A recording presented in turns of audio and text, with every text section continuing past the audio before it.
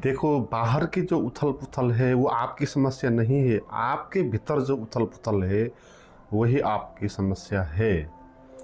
बाहर संसार ऐसा है, भ्रष्टाचार है, अच्छी सरकारें नहीं है, आपका देश ऐसा है, आपकी फैमिली मेंबर ऐसे हैं, आपका व्यवसाय ऐसा है। ये आपकी प्रॉब्लम नहीं है, क्योंकि इस प्रॉब्लम को आपने क्रिएट भी नहीं किया और इसका भोग भी आपको करना नहीं पड़ता। आपकी समस्या तो आपके भीतर है ना। आपके भीतर कंफ्यूजन क्यों होता है, आप भीतर आपका ईगो हर्ट क्यों हो जाता है, आप चिंतित क्यों हो जाते हो, आप गलत व्याख्या क्यों कर लेते हो, आपके भीतर जो इमोशंस हैं वो आपको डिस्टर्ब क्यों कर देते हैं, आप उनका व्यवस्थापन आप नहीं किए हो ना। तो जो आपकी पर्सनल समस्या है उसी को सॉल्व करना है। जो आपकी समस्या नहीं है उसको सॉल्व नहीं करना। उसके सॉल्व करने के लग जाओगे तो ना आपके पास समय बचेगा, ना श्रम बचेगा, और खुद भी नहीं बदल पाओगे। ऐसे बहुत सारे लोग हैं ना जो संसार को बदलने के लिए चले, ना खुद को बदल पाया ना संसार को बदल पाया। तो परमात्मा आपको ये नहीं कहेगा कि संसार में आके तूने भ्रष्टाचार को कम नहीं क्यों नहीं किया, ज़्यादा धन इकट्ठा क्यों नहीं किया, लोगों का दुख क्यों हर नहीं लिया, सामाजिक जो समस्याएं हैं उसको ख़त्म क्यों नहीं किया। ये परमात्मा नहीं कहेगा। परमात्मा ये कहेगा तुझको इतना अवसर मिला खुद को विकसित करने के लिए, तो तू खुद विकसित क्यों नहीं हुआ।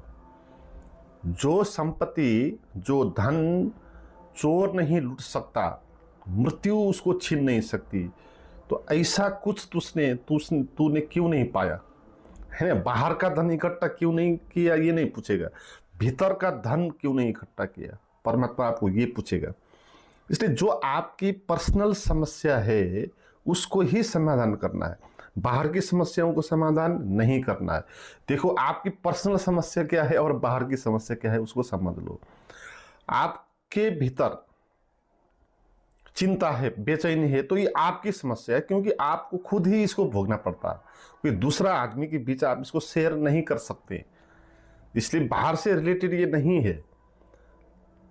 देखो, समाज में भ्रष्टाचार है, अन्याय है, ये बाहर की समस्या, ये आपकी समस्या नहीं है। दूसरों ने किया ये, या आपने नहीं किया, और जिसने किया वो भुगतेगा। मगर आप तो, आपके भीतर आपका जो ईगो हर्ट होता है, किसी ने कुछ कह दिया तो आपको लगता है कि ऐसा क्यों कहा। तो जो आपको लगा ना वो आपकी प्रॉब्लम है, क्योंकि वो आपको ही लगा और किसी को नहीं लगा। जो आपको ही लगता है, जिसको दूसरे के साथ शेयर नहीं कर सकते हैं, वो आपकी निजी समस्या है, और उसी समस्या का समाधान करना है। अध्यात्म यही कहता है, ध्यान भी यही कहता है, आपकी निजी समस्याओं का समाधान, आपके भीतर की व्यवस्थापन, भीतर जो उथल पुथल है ना उसका व्यवस्थापन करना है। जब उसका व्यवस्थापन कर लोगे तो बाहर आपकी देखने की नजरिया बदल जाएगी। देखो, संसार तो बाहर जैसा है ऐसा ही रहेगा, कुछ भी बदलेगा नहीं। आप भीतर से ध्यानी हो जाओगे, इनलाइटमेंट हो जाओगे, तो भी बाहर कुछ भी नहीं बदलेगा। जैसा आदमी मिलते आए हैं आपसे वही आदमी मिलेंगे, जहां आपको जाना होगा वहीं जाओगे आप, दोबारा वही काम करना होगा जो कल किया परसों किया, मगर बाहर कुछ नहीं बदलेगा।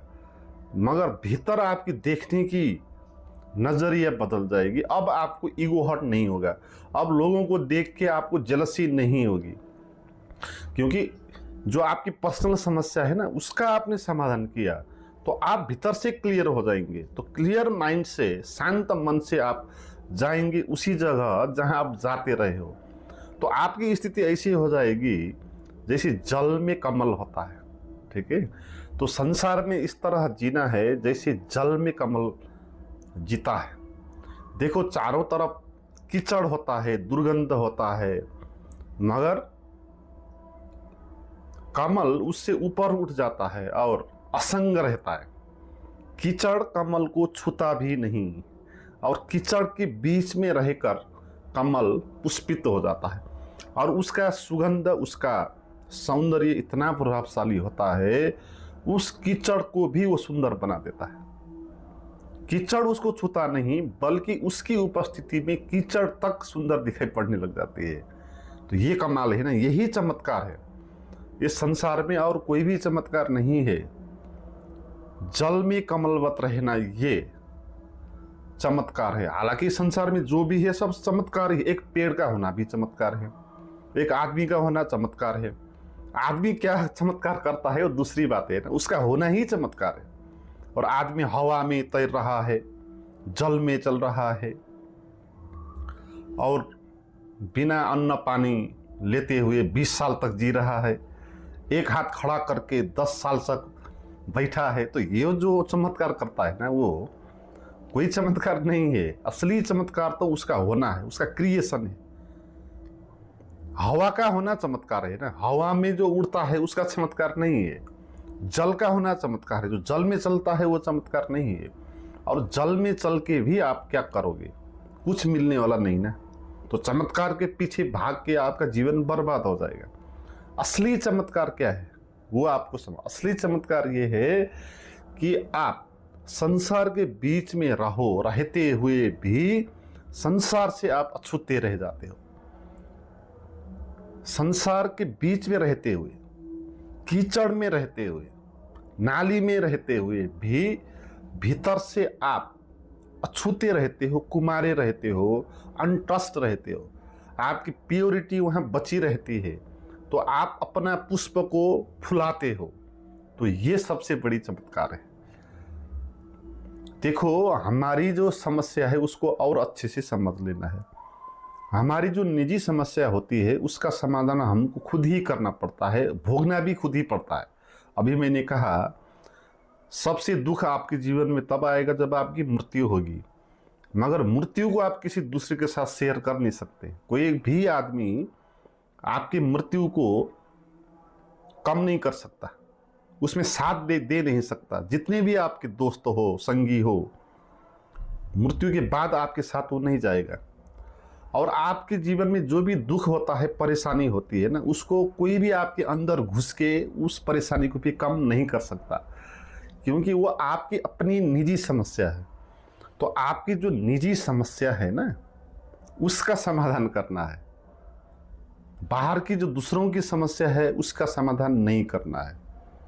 तो तुम्हारे ध्यान से, तुम्हारे ज्ञान से यही चमत्कार होगा।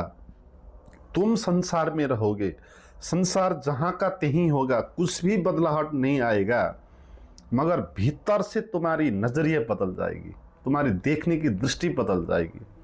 अभी तक तुम दूसरों के साथ बात करने में हिचकिचाते थे, भयभीत हो जाते थे, अब तुम वहाँ स्पष्टता के साथ बात करोगे, है ना। पहले तुमको किसी जगह जाना अच्छा नहीं लगता था, बुरा लगता था, अब ऐसा नहीं लगेगा। तुम आराम से किसी भी जगह जा सकते हो, कीचड़ में भी आप जा सकते हो। हालांकि हम कीचड़ में ही हैं, क्योंकि अब भीतर हमारी निजी प्रॉब्लम बची नहीं ना, हमने उसका समाधान कर लिया। भीतर की जो उथल पुथल है उसका हमने व्यवस्थापन कर लिया। ध्यान या अध्यात्म का यही अर्थ है कि तुम अपनी निजी समस्याओं का समाधान करो। और वो आपकी निजी समस्या है ना, इसलिए समाधान करने में कोई भी मुश्किल नहीं है, क्योंकि इसमें किसी दूसरे का हाथ नहीं। कोई दूसरा आप दुखी होने से आप दूसरे के साथ शेयर कर नहीं सकते, तो कोई दूसरा आपके ऊपर दुख डाल भी नहीं सकता, है ना। ये हमारी गलत मान्यता है। हम कहते हैं कुछ हो जाता है तो दूसरे को दोष दे देते हैं कि उसके कारण ऐसा हुआ, उसके कारण ऐसा नहीं हुआ। किसी ने गाली देने के कारण आपके भीतर क्रोध नहीं उठा, आपके भीतर क्रोध पहले से ही था, उसने उसको उकसाया और बाहर निकाल लिया, इतना ही हुआ यहाँ, ठीक है। एक अर्थ से जिसने गाली दिया उसने अच्छा ही किया, क्योंकि आपको नोटिस करवाया कि भाई तेरे भीतर क्रोध है ना, वो दिखा दिया उसने। इसलिए कबीर कहते हैं जो भी विरोधी होता है ना, उसको तुम सम्मान करके रखो, क्योंकि तुम्हारा काम करता रहता है, तुमको बताता रहता है कि तुम्हारे भीतर क्या क्या छिपा है, वो दिखाता रहता है, ठीक है। तो अगर हमारे भीतर क्रोध नहीं है तो दूसरा गाली देगा तो भी कुछ भी फर्क हमको नहीं पड़ेगा। तो भीतर से किसी को कुछ कहने से हमारे भीतर जो उथल पुथल हो जाता है ना, वो हमारी समस्या है। क्योंकि ऐसा होना नहीं चाहिए था ना। ठीक है, उसने गाली दी, ये उसकी समस्या है, आपकी समस्या नहीं होनी चाहिए। बाहर की परेशानी है तो आपकी भी परेशानी हो जाती है, तो ये आपकी समस्या है, दूसरे की समस्या नहीं, क्योंकि आपने उसको ग्रहण किया, आपने उसका गलत व्याख्या किया। ऐसी सही व्याख्या करने की व्यवस्था, भीतर जो आपके भीतर उथल पुथल होता है उसको समझने की, उसको देखने की, उसको ऑब्जर्व करने की जो व्यवस्था है वही अध्यात्म है। देखो, अध्यात्म आपको क्या कहेगा, जो आपको पर्सनल होता है ना एक्सपीरियंस, उन एक्सपीरियंस को बिना नाम देते हुए, बिना व्याख्या करते हुए आप उसको ऑब्जर्व करो, उसको आप देखो, जो भी आपके भीतर है पर्सनल है, जो दूसरों को पता नहीं जिसकी। ठीक है, आपके शरीर में जो कुछ भी एक्सपीरियंस हो रहा है ना, आपको ही हो रहा और किसी दूसरे को ऐसा नहीं हो रहा। इसलिए कोई दूसरा आके क्या हो रहा है उसको देख नहीं पाएगा, आप ही देख पाओगे कि क्या हो रहा है। तो आपको वहाँ देखना है। देखो, देखना ही कीमिया है। जब आप अच्छे से चीज़ों को देखते हो तो चीज़ें व्यवस्थापन हो जाती है, आपके ऑब्जर्व से चीज़ें व्यवस्थापन हो जाती है। क्योंकि हमारे भीतर जो भी उथल पुथल होता है ना, इमोशंस होते हैं, उनका व्यवस्थापन नहीं हो पाया क्योंकि हमने कभी भी उनको देखा नहीं। वो गलत भ्रांत धारणाओं के कारण पैदा हुआ है ना, तो हम उनसे भागते आए हैं, उनके साथ कभी भी हमने रह के उनको देखा नहीं। जो चीज़ गलत कारणों से पैदा होती है वो चीज़ रियल में होती नहीं। ठीक है, मगर हम उसको देखेंगे नहीं, मानेंगे और भागते चले जाएंगे तो वो होने का एहसास होगा। तो हमारी भी ऐसी स्थिति है। हमारे भीतर जो भी एक्सपीरियंस होते हैं, पर्सनल एक्सपीरियंस, वो सब भ्रांत धारणाओं के कारण है। ठीक है, और हम कभी भी उनका ऑब्जर्व करते नहीं, उनको व्यवस्थित होने नहीं देते। हम एकदम उछल कूद में हैं, बाहर कुछ भी हो जाएगा तो बाहर दूसरे को दोष दे देंगे, उसके कारण ऐसा हुआ, तो अपने को हम अच्छा ही मान लेंगे, अपने को सुधारने की आवश्यकता कभी देखेंगे ही नहीं। तो जो आदमी दूसरे को दोष देगा, उसके जीवन में जो समस्या होता है उसका, तो उसको खुद को कब सुधारेगा वो? क्योंकि रीजन तो वो है ही नहीं, वो रीजन तो दूसरे को बना रहा है ना। इसलिए जो आध्यात्मिक लोग होते हैं उनमें और जो सांसारिक लोग होते हैं उनमें यही फर्क है। जो सांसारिक लोग होता है अपनी समस्याओं को कारण दूसरे को बताता है, सोसाइटी को बताता है, इसलिए सोसाइटी के साथ लड़ना जाता है, दूसरों के साथ लड़ने के लिए चला जाता है, विजय के लिए आगे बढ़ता है। ठीक है, मगर जो आध्यात्मिक है वो मानता है कि जो भी मेरे साथ प्रॉब्लम है उसका कारण मैं ही हूँ। ठीक है, क्योंकि मैंने इसको इस तरह लिया, क्यों वो इस तरह लेगा इसको। इसलिए जो सांसारिक है वो भ्रांत धारणाओं में जी रहा है, क्योंकि ऐसा नहीं है। आपके जीवन में जो होता है पर्सनल एक्सपीरियंस, उसका रीजन बाहर का कोई भी आदमी, बाहर की कोई भी परिस्थिति है नहीं। आप उसको किस तरह लेते हो ना, आप पर डिपेंड करता है। परिस्थिति एक ही होगी, एक आदमी उसी परिस्थिति को एक ढंग से लेगा, दूसरा आदमी दूसरे तरीके से लेगा। तो बाहर से गाली देने के कारण ऐसा नहीं होगा। जैसे 4 आदमी है एग्जाम में फेल हो गए, सबको सेम घटना घटी, बाहर से जो भी उसको घटना घटनी हो तो सेम सभी को घटी, मगर एक आदमी इतना परेशान हो गया कि एग्जाम में फेल हो गया तो सुसाइड कर लिया उसने। एक आदमी कुछ फर्क ही नहीं पड़ा, उसने सोचा कि कोई बात नहीं, फेल हो गया तो क्या खो गया मेरा, कुछ और काम करूंगा, करके कुछ उससे बड़ा और काम भी करने लग गया। इसलिए जो भी अवस्था, कंडीशंस होते हैं, जो भी असफलता होती है, वो होने के कारण हम परेशान नहीं होते हैं। असल में हम परेशान होना चाहते हैं, हम उसका रीज़न गलत जगह पर रख देते हैं और खुद को कभी सुधारते नहीं, इसलिए हम परेशान हो जाते हैं। इसलिए आध्यात्मिक जो शिखर होता है वो अपने ऊपर जिम्मेवारी वहन करता है। जो भी मेरी पर्सनल समस्याएं हैं उसका दोष बाहर कहीं भी नहीं, मेरे में ही है, अपने में लेके आएगा और दूसरे की प्रॉब्लम को ख़त्म भी नहीं करेगा, खुद की प्रॉब्लम को ख़त्म करने का प्रयास करेगा। वो जानेगा कि मेरे भीतर ही कुछ गड़बड़ है, इसी कारण मैं परेशान हो रहा हूँ, है ना। संसार ऐसा होने के कारण परेशानी नहीं है, मेरे भीतर कुछ ऐसा है जो अव्यवस्थित है, उस कारण मैं परेशान हो रहा हूँ। तो ये वो समझेगा और दूसरे को हटा देगा रीजन से, और खुद के ऊपर जिम्मेवारी लेके वो खुद के भीतर की जो भी पर्सनल एक्सपीरियंसेस हैं, जो फीलिंग्स है, जो भी थॉट है अपने, जो उसको ही अनुभव होता है ना, किसी दूसरे को अनुभव नहीं होता। देखो आपके माइंड में जो थॉट चल रहे हैं वो किसी को पता नहीं है, आपको ही पता हो सकता है। इसलिए आप पता करो क्या थॉट चल रहा है, क्योंकि दूसरा कौन उसका पता कर पाएगा। ठीक है, आपको खुद ही करना होगा। तो ध्यान का यही अर्थ है कि तुम आराम से बैठो, चीज़ें आपके शरीर में, आपके माइंड में जो भी सेंसेशंस हैं, थॉट्स हैं, फीलिंग्स हैं, वो आएंगे जाएंगे, तुम चुपचाप उसको व्यवस्थित होने दो। ठीक है, उसके साथ रह के, उससे थोड़ा दूरी बना के उसको देखते रहो।